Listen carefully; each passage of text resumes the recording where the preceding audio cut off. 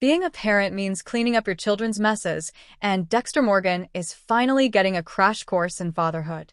In Dexter, New Blood, everyone's favorite killer of killers, Michael C. Hall, had reformed and reunited with his son Harrison, Jack Alcott, whom he'd abandoned at the end of the original Showtime series. But when Dexter relapsed back into killing and exposed his son to the family trade, the homecoming turned sour and Dexter begged his kid to shoot him, and Harrison obliged. In the new series Dexter, Resurrection, which premiered with 2 episodes this week, the murder messiah has indeed returned from the dead, or something close to it.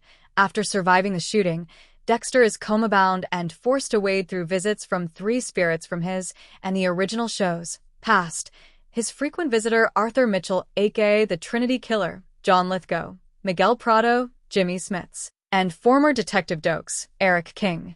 He's also resurrected his father Harry, James Remar, as his opinionated moral compass hallucination.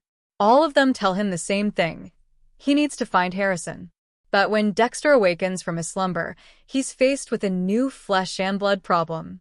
Miami Police Captain Angel Batista, David Zayas, knows he's alive and is at his bedside with questions going all the way back to when Dexter faked his death in 2012 and left behind a trail of bodies, which is how Dexter ended. He manages to shake Batista's surveillance and heads to New York City, but realizes he can't just ambush Harrison.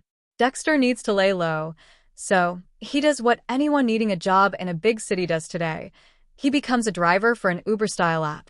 Part of his motivation to set up shop is that a serial killer finding his victims from the pool of unlucky Big Apple drivers has earned the nickname Dark Passenger, the very personal name Dexter and his father long ago gave to his darker impulses. Despite bigger issues, Dexter becomes hellbent on not sharing the title. Meanwhile, Harrison isn't doing much better. His wayward life crashing in vacant rooms at the luxurious hotel where he works gets him by. But when he sees an attempted rape involving one of his creepy returning guests, Harrison stops the guy by bashing his skull in. This is Harrison's first solo kill, though you'll recall he did help his dad carry out the deed once in New Blood. But this is the big leagues now, and he proves to be a quick study in the methods of cleaning up, even if his choice to dismember the body in the hotel's kitchen will make you think twice about ordering room service next time. The problem for Harrison, though, is that he's not as lucky as his dad has been.